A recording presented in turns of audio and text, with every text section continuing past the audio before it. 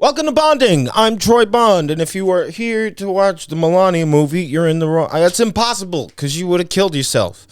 There's so much to talk about, and I'm gonna forget about most of it because I have the attention span of the dog from Up. I did see the Melania movie though last week, and because I have the Regal, or I did have the Regal pass. Then I lose my debit card. I lose my debit card probably 15 times a year, if not more. Sometimes I'll get a new card in the mail and I'll throw it out just because it's like when old people get out of jail and they don't know how to live on the outside. I don't know how to live with a card. Even though cash is pretty obsolete, I feel homeless every time I pay with cash with something. The only place you can pay for cash is sex, which even most sex workers take Apple Pay now, or buying $1 pizza slice, but that comes at the risk of diarrhea. But what in life doesn't? If you're not risking diarrhea 3 times a week, what's the point of even buying new underwear? You just, and I would hold, I still have a pair of underwear I had when I was 13. I wore it the first ever talent show I performed at. This was 2009. I was doing a Jackson 5 medley with a bunch of female backup dancers. Probably the only time in my life I've had women dance with me. And I was wearing these black dress pants with half of them were gold because I couldn't afford the shin guards he would wear. So they were like half gold, half black. And I did a move between Rockin' Robin and Stop the Love You Save, and I split my pants from the crotch all the way up to the button. And I was terrified when I first started because I was like 17. No, I was 13. I think I was 13. Yeah, I was 13. And we rehearsed for like, I want to say 7 months. And I wasn't nervous to be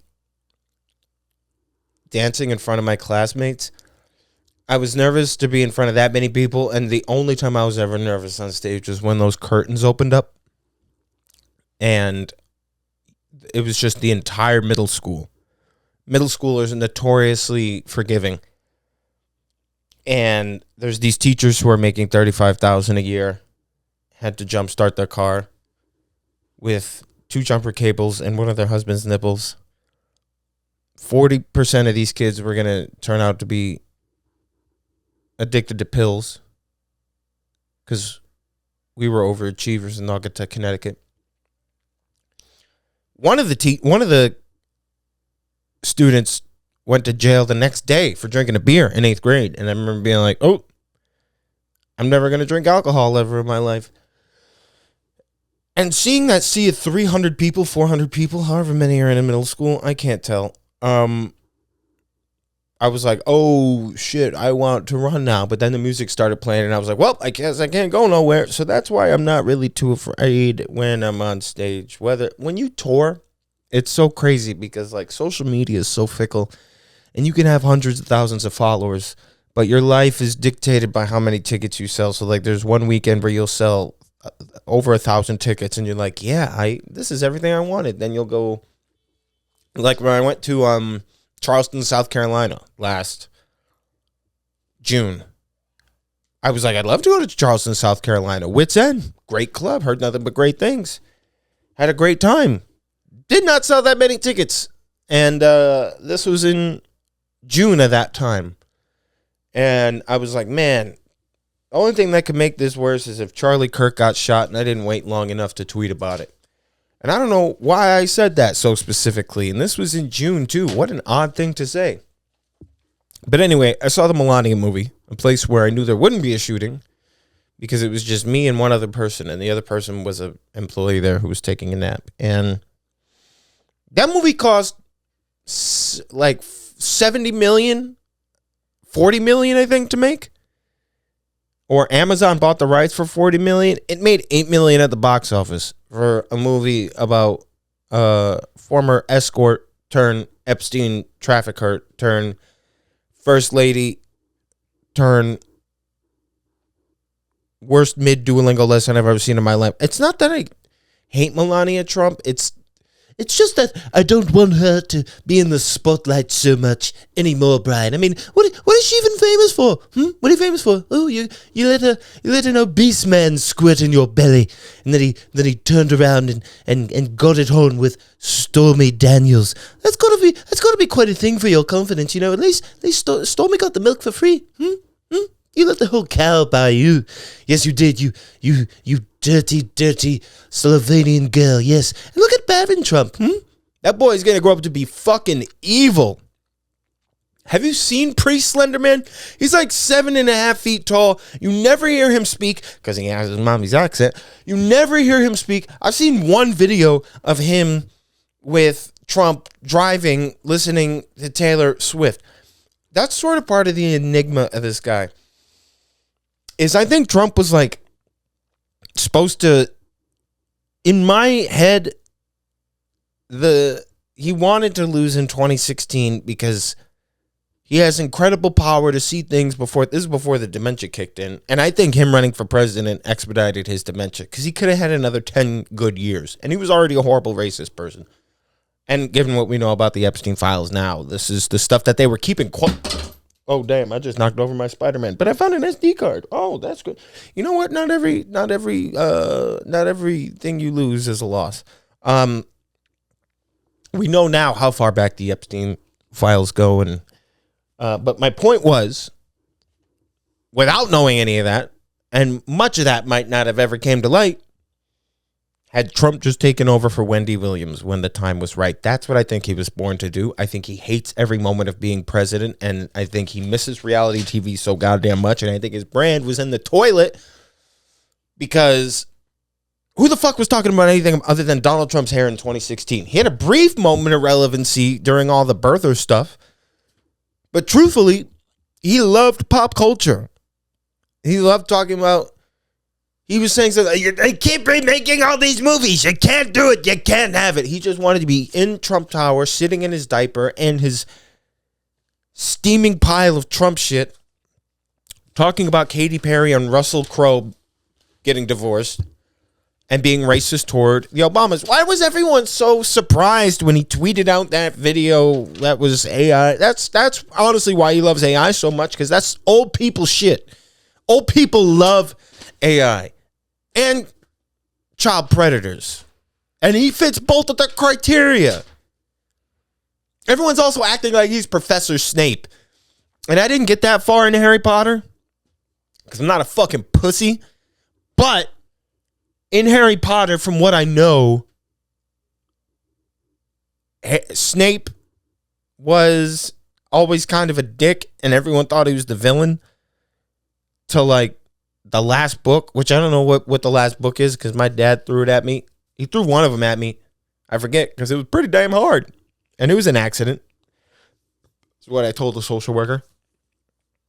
The one where Dumbledore died, that's the one that he threw at me. So I kind of stopped reading after that. I never really kept up with the movies. But from what I know, Snape was a guy who was always a dick in the movies. Alan Rickman, Harry Potter. That is him. There will be no Mexicans in my classroom. I could go Excadian Leviosa in the middle of Fifth Avenue and I wouldn't lose any voters, Harry Potter. I want to bang your mother, Harry Potter, so I will take it out on you. Snape was a Death Eater. I think that's what they were called, the Voldemort followers, who was in love with Harry's mom. And he just kind of like cucked her from afar. And when she died and Harry's dad died, I think Harry's dad's name was Hakim. When he died, Snape was like there to protect Harry, and he was like a double agent for the Death Eaters. And then when the time came, Snape sucked his dick or whatever and ended up being a good guy all along. I forget. But like they're trying to say Trump was Snape. In what fucking world do you live in? Not even the ones where you have to use the gender-assigned bathroom of Hogwarts that J.K. Rowling created could come up with some bullshit like that. Like, Trump was the Snape who, and the Death Eaters were the elites that were at the sex parties that he went to, and he sucked Bill Clinton's dick to save the kids. Fuck no. At some point, you have to admit that the swamp you wanted to drain, he was only there to deeper enrich himself into it. He doesn't give a fuck about you or those kids or the alleged one that he drowned in Lake Michigan or his own family. He maybe cares about his daughter, Ivanka. That's it. The rest of them he could give a fuck about. He buried his ex-wife on a golf course. Snape wouldn't do no shit like that. Also, their walks are very different. Trump walked like he got to shit himself. Snape walks like he's trying to show off his bob. I wish I knew Harry Potter enough to compare him to an actual character that was in those movies. You know who he is? Trump is the guy in the first Harry Potter movie that had Voldemort all up in his head and shit, right? I forget what the guy's name is, but he wore something on his head. And then at the end of the movie, he unwrapped it, and it turned out that the bigger monster was behind him. And in this case, Trump is the guy unwrapping the shit on his head, and the bigger guy behind him was Jeffrey Epstein. Like, it's amazing to me that a lot of these conspiracy theories that we've been hearing about for years, that part's not amazing to me that they're turning out to be true. It's amazing to me that you have morons who hold their pencil like this, able to connect the dots for something as innocuous as Pizzagate, which, knowing what we know now, it's very likely that John Podesta was the guy who a lot of people think he is, but had nothing to do with Pizzagate. Comet Pizza ended up being a safe space that people in D.C. could go to, and then a lunatic with a gun ruined it, but the community slowly built it back. You're able to do these guess who's, and so many of your conspiracy theories sound like somebody that escaped an insane asylum and got snorted half a gram of cocaine and then sent down to write a Mad Lib. That's what they sound like. I had crazier creative writing exercises when I was in middle school getting molested than a lot of what these people write through. And like, there is literally a cabal written by who the most evil people on the planet are a part of. And Donald Trump's name is mentioned in the Epstein files more times than Harry Potter is mentioned in the first Harry Potter book. And you're turning a goddamn daredevil eye to what's in front of you. He needs to be hung along with everybody else who was on those lists. There's not even anything funny to say about it anymore. It's just like, I don't know. It's just bad. Reminds me of when Sandy Hook happened. And you expected some level of gun control to happen then, but then they were like, nah, man, we can justify letting a few parents having to return their receipts right before Christmas. We don't give a fuck about these kids. And I had to watch Pam Bondi, the attorney general, at her hearing yesterday, which is just like the embodiment of somebody who is at a Applebee's and they keeps returning the fajitas because they're not sizzling enough. And one of my top 10 least favorite phrases of all time to hear people say is how dare you? Because I fucking did, bitch. That's why. That's all Pam Bondi could say during these hearings yesterday. That and for Cinnamon Hitler, because that's what she was putting on that real show for. Her and Kash Patel look like they've seen the Epstein files. Look at Kash's face. That's a dude who has seen his boss do horrible shit to children. And Pam Bondi has the attitude of somebody who knows that she's protecting those very people. And in the words of Phil Leotardo, he should fucking die. I don't know. They're all villains. I guess the good thing about this is like people are nakedly being racist, like Megyn Kelly. I was watching her on Piers Morgan. Don't ask me why. Piers Morgan, also in the files. Bitch about the Super Bowl, which I gotta say was one of the greatest halftimes I've seen in years. Loved Kendrick's too. I'm not pitting them against each other. I'm just saying, like, compared to that, and I haven't even watched the Turning Point halftime for funsies, although it's increasingly looking like Erica probably had her husband popped off, and I never thought I'd say this, but I'm starting to feel bad for the guy. If what I read was true, which is that he left everything in his will that he revised very briefly right before he died, saying his kids get everything and Erica doesn't get a dime unless she could prove infidelity, which means Charlie's gay ass was suspecting something. And I mean gay in the literal sense, because I've read some of the texts that he sent to Candace Owens, and I don't know too many dudes that get that excited over Nicki Minaj. Although, if he knew what Nicki was doing now, he would be all, this one's for the boys with the boomer systems. So yeah, it's looking more, if I were to put on my conspiracy hat, I would say Erica was sleeping with JD, and they paid the same guy who did Trump, except this time the guy was paid to do the job, and Trump got that. Or Charlie got that ultimate fade, and JD then went and got his wife knocked up because he had to cover his tracks after getting some ass. That's just my thinking. That's my conspiracy theory of the week. I can't back it up with nothing. That's just me talking recklessly out of my ass. Let's go to some questions, shall we? Let's see what you guys asked this week. There was a lot of great questions last week. There was a lot of great interaction we had this week. Let's see. Oh, that was me opening my alternate Instagram page. Let's go to, oh, wow. See, this is why I don't check. I accidentally just opened my messages on Instagram, and I never do that because it could be pretty terrible. And it was a death threat from someone who found my old stand-up clips. Not old, I posted it a couple of weeks ago, but the amount of people who just be like, man, I will rip your dick off. I'm like, Jesus Christ. Why? Why do you start there? One time somebody in like 2010 commented on my YouTube channel. They were like, I'm going to eat your dog and cut it up with slices of tomato. And I was just like, Jesus Christmas, why does that still stick with me 13 years later? Okay. How did I celebrate my 30th and did the book suck? Actually, Chloe, I have the book right up here on my shelf. I have not gotten a chance to read it yet, but it is up there. I have a lot of books I got to get through. How did I celebrate my 30th? What did I do? My brother came over, which was amazing. Logan.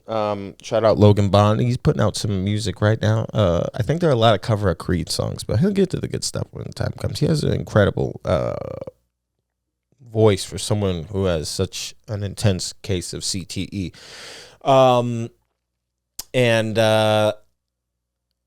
The biggest thing I did was I went to see The Dark Knight on a rooftop. It was cool. New York has like this indoor theater, but it's outside.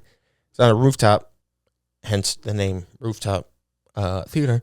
And it was like minus 12 degrees, but it was insulated on the inside. And I haven't seen The Dark Knight in theaters in forever. I've probably seen it 3,000 times, but I haven't seen it in a theater, so I wasn't able to like stop everyone and tell them facts that I probably already told them last time I was watching it. And I had a nice little, it was a very fruity drink, but I had like 3 of them bitches, and I thought I was gonna wake up when I was 31. It was amazing. But now I gotta be a man. I gotta do shit seriously, like make sure my replica lightsabers are displayed next to my Bada Bing sign, because that's the duality of Troy Bond. He has the Force and possibly autism.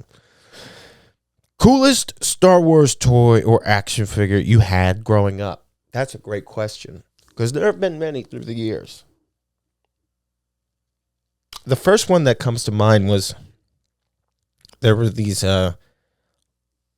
first of all, I grew up in the best era of Star Wars toys. Like I was born in 96, the prequels came out in 99, and every single year after that, it was just nothing but Star Wars mania on the shelves, right up to when Revenge of the Sith came out. And actually, when they did Force Friday in 2015, which was when there used to be a Toys R Us in Times Square. If you've ever visited New York, you've probably gone. It's the one with the giant Ferris wheel that was in the middle of it. I think now it's a methadone clinic. But back then, like, you could go, you could get punched by a guy dressed like Spider-Man. You could pay thousands of dollars in upsales for a Lego. There was a giant Captain Rex. It was super cool. But I went for Force Friday, moved a bunch of kids out of the way. I got like this Kylo Ren lightsaber. I got a bunch of Legacy figures. When I was a kid, the hot ticket item, every kid wanted a lightsaber, and there were so many different variations of lightsabers. You had the clip flip up ones.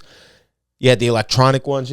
I always wanted one of these. It's probably why I have so many of them now, because my dad never let me get them when I was a kid, because he was right when he said all I would do is flip it around and play with them. So this one is Obi-Wan, and this one right here is Darth Vader. Both replicas. I probably have about 13 more in my bedroom.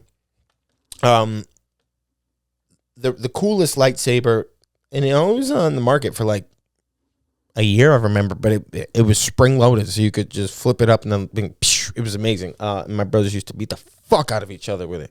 And there was also this toy that came out when Revenge of the Sith came out, which was a Anakin Skywalker doll, but it came with Darth Vader's clothes. So like some days you wanted it to be Anakin, some days you wanted it to be Darth Vader. You can mix and match however you wanted it to be. It's probably what fed into my multiple personality disorder. If you were a white politician, what would my controversy be? Oh, dog, white collar crime. I've always wanted to do that, but I've never been in a position of power. No one's ever taken me seriously enough. But I've always wanted to commit white collar crime. Just like, because I know I wouldn't go to jail. Like, I guess Elizabeth Holmes went to jail, but that was for a lot of different reasons. She was the first one that came to mind. I think about that guy. I think he was the governor of Virginia who did blackface. And he said like he was in a Michael Jackson costume. I don't think I'll ever get in a blackface scandal. I think I'm allowed to do it. But I think Drake did it and he got in trouble too. Yeah, it would be that. It would be, I'd probably try to enrich myself in Congress or something. Yeah, that's what I would go with. I'd want to be a white collar criminal. Do I collect Legos? Fuck no. I'll tell you why. Legos piss me off. Legos are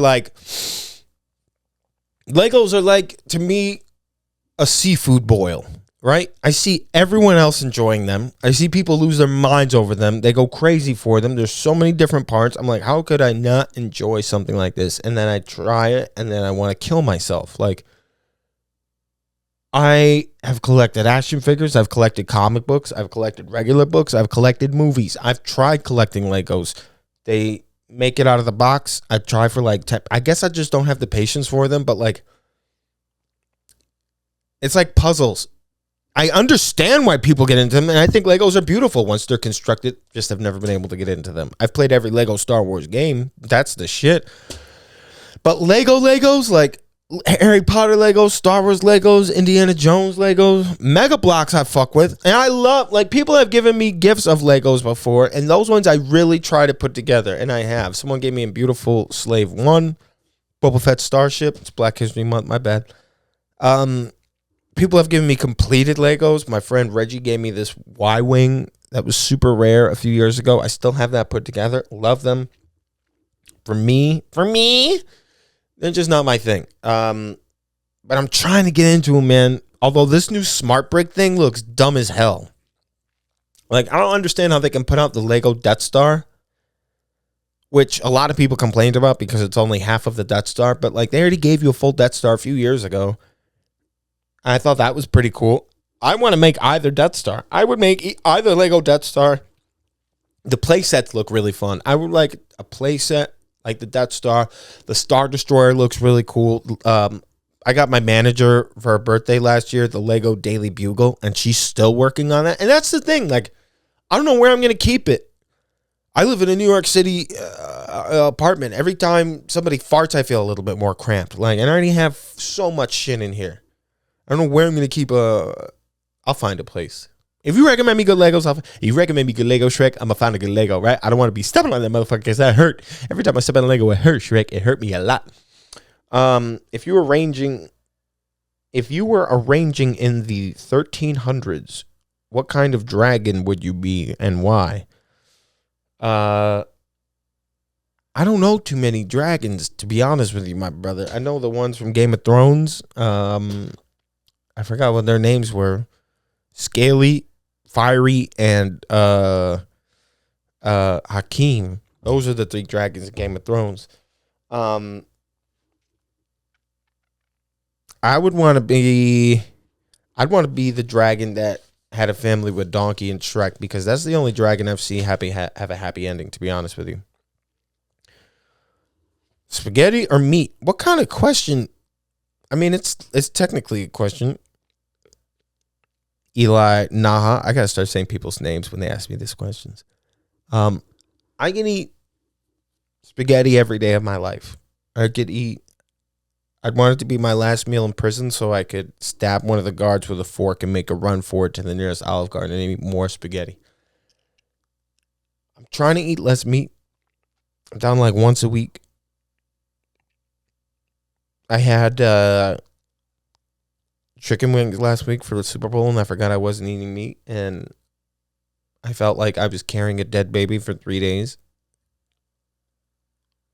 Spaghetti I can eat every day of the week. Fettuccine, baked ziti, lasagna, linguine, rigatoni, all of it. First time I watched Sopranos, I think I gained like 10 pounds because I thought I was Italian and I was eating spaghetti 3 times a week. I was also living in this apartment in Queens that had no floor. Sometimes I sound like a toddler when I'm oversharing. Fuck, marry, kill. Cy Snoodles, Count Dooku, or Jar Jar Binks. All right, this is pretty easy. You gotta fuck Cy Snoodles because she has the lips. And those lips are... The lips in her movements are based off of Mick Jagger. Look it up. I'd kill Jar Jar, because let's be honest, who wouldn't after a few minutes of being around that noise?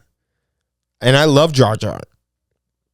And I would marry Count Dooku for his wealth. What if I told you the government was now under the protection of Darth Lord of the Sith, called Darth Syphilis? I don't believe you. He came to me for help.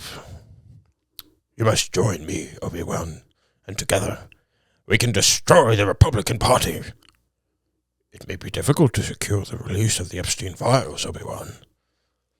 It is obvious that we cannot... It is obvious this contest cannot be decided by our knowledge of the Epstein files, but by our skills with our brainless supporters. Count Dooku. Master Yoda, you have interfered with us releasing Epstein files for the last time. Much you learn you still have, Powerful you have become, Dooku. The Epstein files I sense in you. IDF son or ICE daughter. Goddamn, kill them both. Kill them both. Sign the wife up for boxing classes. Do at-home training. Walk on her back while she's on her stomach. Fuck them both. Yeah. I'll get in trouble for saying that, but I don't really care. What does being in love feel like for you? I asked my mom this a few years ago. It might have been a few months ago. I don't know. I smoke a lot of weed, and she encapsulated it the best. Although she is divorced, so might want to rethink that. But it was beautiful advice. She said to me, because I said, "Mom, how do you know if you're in love with someone?" And she said, "When it hurts to not be around them," and that hit me the hardest. That's what I think about. Because there's many different degrees of it. You can love someone, you could be in love with a person, you can love someone and be in love with them. It feels to me like nothing else matters, right? Like, there's a great song by Whitney Houston, "My Love Is Your Love." That's the best embodiment of when it's at its purest and when it's true. And I think, like, when you catch yourself being weird or stepping outside of your comfort zone or unmasking or not showing a part of you that you would generally like, and that it's just the norm with that person and you don't feel that emotional hangover, that's really it's sweet. It's hard for me not to get emotional because the person I love is sitting right in the other room. But luckily she's working and she doesn't hear me. Oh, no, she hears me. Would you vote for Gavin Newsom in a 2028 presidential election? Why or why not? I would rather shoot myself in the balls with a Revolutionary War style rifle than vote for Gavin Newsom in the 2028 election, and I'll tell you why. That is the worst fucking idea for the Democratic Party, and it's exactly what they're gonna fucking do. Oh, Jesus Christmas. It would be hilarious because Trump Jr. is dating his ex-wife, the artist formerly known as Kimberly Guilfoyle's face. It is Gavin Newsom is an establishment Democrat that was smart enough to get a bunch of Gen Z fresh out of college interns to run his social media platform. And the only reason people find him anywhere near worthy of governance is because he sometimes swears and he claps back at Trump the way he wants to be. Now, I do believe Gavin Newsom is out for blood and is crazy enough to want Republicans, but he takes AIPAC money. He can't accept the fact that he takes AIPAC money. He just goes, oh, that's very interesting. Very interesting to bring that up. I haven't brought that up in a long time. Shut up, you Bradley Cooper looking motherfucking con man. Used to be cool the fact that you did cocaine and you slept with your campaign manager's wife. That was cool. Now look at you. I'm tired of this both sidesism. I can't play both sides with somebody who advocates for the right for a woman not to be able to choose what they want to do with their body. Because guess what? And Hispanics are learning this lesson right now. Look at Valentina Gomez down in Texas, who ran in Missouri and then got fucking booted. So then she carpetbags her way to Texas, running as a Republican. And even the Republicans are like, me no speak at the Taco Bell, because they fucking hate you. Voting for Trump isn't going to make you white. Fuck, why'd I start off on this rant? But everything I said was accurate. Newsom sat down with Kirk in exchange for ideas, debate, whatever. It's fine. I get it. A lot of people debated with Kirk. Hassan sat down and debated with Kirk. It's not that I lose respect for him. It's I just can't stand. I remember when Trump was in California during the wildfires and they were just kind of hand in hand. I don't get, and it's just there's so many other candidates that don't reek of politician. And I'm lucky enough to live in Zora Mamdani's New York City, so I know what it looks like when an outsider takes on the politician and wins. The first ever election I voted for Bernie Sanders, and I lost, and that fire never went away. I think Gavin Newsom will be detrimental to the Democratic Party. I'm also saying this as a leftist who think there should be way more candidates who don't take this corporate money, who are in it for the working class people, who are going to stick it to the 1%, not the ones that are partying with them in Calabasas. I'm sorry. Gavin Newsom's not my guy.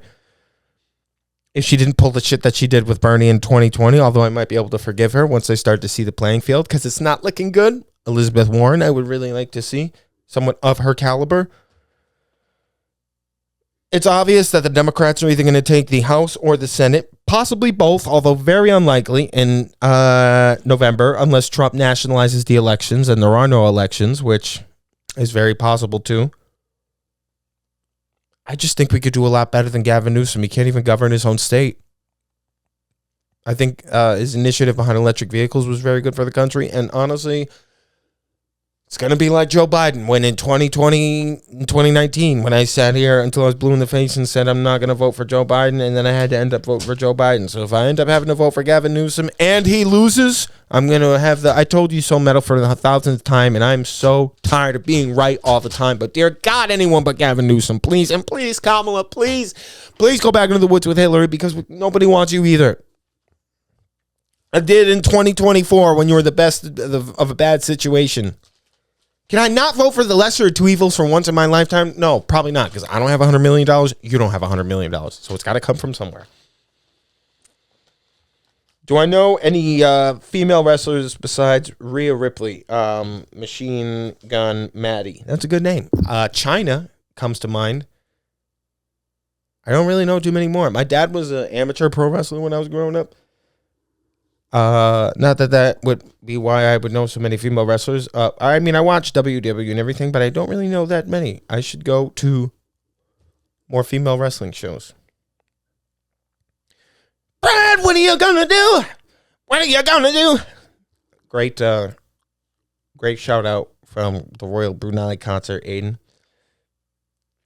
Am I aware about the massacre that happened in Iran? I don't know too much about it. I know like the broad strokes of the situation, and I know that the U.S. is thinking about doing what it always does, which meddle things up where we shouldn't. I know that there are many protesters fighting against the government, and the government is straight up slaughtering its civilians, and I'm ignorant to the rest of the plight, and I need to do better and learn more about the situation, because all I know is the American propaganda that I've heard, but I do need to read more. Everyone should read more up about it, and by next week I will have more information. Should I go to Ohio to see you? Of course, I'll be there March 20th and 21st. And one of those days is Rosie's 22nd birthday, and she will be out there too. That way I don't have to buy her a birthday present. I will be at the Attic, and you can get those tickets at tourbond.comey.io. Way more tour dates are coming as well, I promise. Hi, Troy. Is there a way to see or hear the BBC show you were on while in Belfast? That is a great question. I have to find that. That was a great time. It was weird because, like, it wasn't weird, but 2 Februaries ago, this time 2024, fresh out of rehab, I have London, Dublin, Belfast, and Amsterdam, which I would love to go back to. I'm dying to go back to. And I did this interview. This lovely woman, I can't remember her name. It's me, a couple others, and they were like, as soon as you're done, you can go. I was like, no, I'll stay for the whole thing. And it was NPR, so after me, and the next guy after me was so boring, I was like, yeah, I'm going to do the American thing. I'm going to head out this way. If you could travel through time, would you want to go to the past or the future? Damn. I'd be scared to go either way, to be honest with you, because of the whole, if you touch a butterfly, the butterfly effect. I don't know. I would rather, I would go back in time and watch Ronald Reagan get shot and laugh, because I know that shit was hilarious. Recommend us a good comedy film. I don't know what your taste in movies is, so if I recommend you one and you hate it, it's going to be a shot in the dark. But let me see. The last comedy movie I watched, I mean, I don't know. I was going to say King of Comedy, which isn't really a comedy, but it is. I don't know. It's like the Joker. But you know what? Actually, yeah, King of Comedy. Everyone listening to this should go watch King of Comedy. Do you and your brothers get into lots of mischief together as kids? Any good stories? We grew up in a karate school, and if I was Michael, they were Tito and Marlon. And we all pretty much got along. It was, in many ways, every man for himself, but we looked out for each other pretty closely. I have 2 years on my younger brother Logan, and 8 years on my youngest brother, Jack. So like Jack was always like sort of my baby, and Logan was my best friend growing up, and we would never really fight. But one time, I remember the only time I've ever broken a bone was on my brother Logan, on his leg, because we had to go to karate. And there's kids out there who have it way worse than this, but I just want you to imagine this. We went to karate Monday through Saturday, sometimes Sunday as well, if we had a tournament or a private lesson. Monday, Tuesday, Wednesday, Thursday. Most of the time we'd have Fridays off for like, there'd be a board breaking class once in a while, and maybe we'd have a demonstration. But Monday, Tuesday, Wednesday, Thursday. So every day after school, get out of school at 3:30. We're at the karate school from 4 till 9:30. Every day. And then Saturday, we'd have earlier afternoon classes and maybe private lessons, whatever. And I hated it growing up. I just wanted to know what it was like to stay home and be normal and watch TV and essentially be lazy. And I'm grateful that my parents kept me in it now. But as a kid, I was so miserable and I hated it so much. But there was one Thursday where my dad said we didn't have to go to karate. And then all week we were looking forward to just staying home, not doing anything, which we never got to do. And my dad had called me. I was like 14, and he said, get up, we got to go to the school. And I was so mad, and I took it out on my brother Logan, and I went to go kick him, and he like elbowed a knee, blocked me, and my foot just kicked him right in the shin, and I broke like 3 toes. And I was so mad, but I didn't feel it at first because the adrenaline was just up. And as I was doing that, my youngest brother, who, if I was 14, he was about 6, had just run up the wall like a little half-black fucking ninja and then grabbed me by the back of my throat in a Japanese headlock and just pulled me down. I couldn't breathe. And I think about that to this day, because now he is a social worker and the calmest boy out of all three of us. But he must have just looked at my older two brothers, or my younger two brothers, and was like, look at those. Or yeah, he must have looked at me and Logan. Yeah, that's what I meant to say. And was like, you know what? I'm not going to end up like these fucking guys.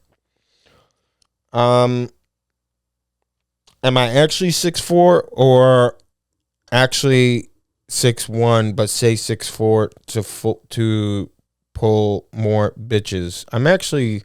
I tell guys that are 5'10", I'm 5'11", because it's true. And I'm two toddlers in a trench coat. How do blind people know when they are done wiping after they shit? That's a great question.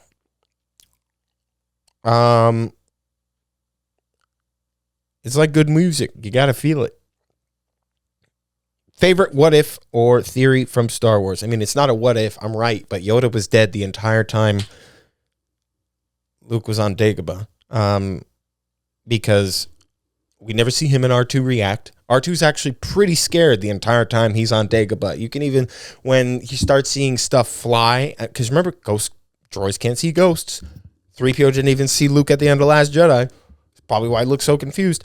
R2 slowly reaches for the light thing when Yoda has it. When they're outside the hut, when they're in Yoda's hut before Luke finds out who Yoda is, R2 is standing on his tippy toes looking outside in the rain, which, as far as I know, most machinery wouldn't love to be outside in the rain, because he's terrified of what's in there and he's even talking mad shit. He's with Luke the entire reason, because like, something doesn't feel right on this planet, because droids can't see ghosts. So Yoda was dead the whole time Luke was on Dagobah. Yoda could have been using some sort of Jedi Force projection to make himself look a little bit more real. If Kylo Ren was able to be fooled by Luke in The Last Jedi, Luke could have been fooled by Yoda in Empire Strikes Back, and would make sense as to where Luke learned the Force projection technique from. And in Heir to the Empire, it begins with Ben telling Luke that he can't come visit him anymore because he's going to join the Nether Legions of the Force, and he's not going to be able to commune with him anymore. So that may have been when Yoda dies at the end of Return of the Jedi. That may have been the last time he was able to do this certain technique with Luke, and now he's only able to communicate with him through Force ghostery. I don't know. That's my theory, and I'm 98% sure I'm right. What do you think is Michael's most slept on album? It's got to be Invincible. Invincible is so crazy because every Michael album is sort of put out with an intention, right? Off the Wall was there to tell you, hey, I'm not a kid anymore. Thriller was there to tell you, I deserve more than one Grammy than Off the Wall. Bad was there to tell you, I may have just sold the #1 album of all time, but I'm going to break even more records with this album. Dangerous was there to tell you, okay, you're not going to give me any Grammys for Bad, even though you made me sit there for the whole ceremony and deliver the best performance anyone has seen at the Grammys. Cool. I'm going to develop my own sound, and I'm not going to use Quincy. I'm going to use people who are going to listen to how I'm going to dictate it to them, and then I'm going to give it to the public the same exact way. And History was there to say, they didn't kill me. I'm back. It should have been called this time around, in my opinion. The Blood on the Dance Floor, History in the Mix was there to be like, I left a few songs off. History is what I wanted, and I don't really like the remix. And Invincible was there to say, I'm not being left behind in the 20th century. Here's an album so futuristic, people are going to call it a flop. Even though it went double platinum, and in 20 years, people are going to realize that it's probably my blackest album next to Off the Wall.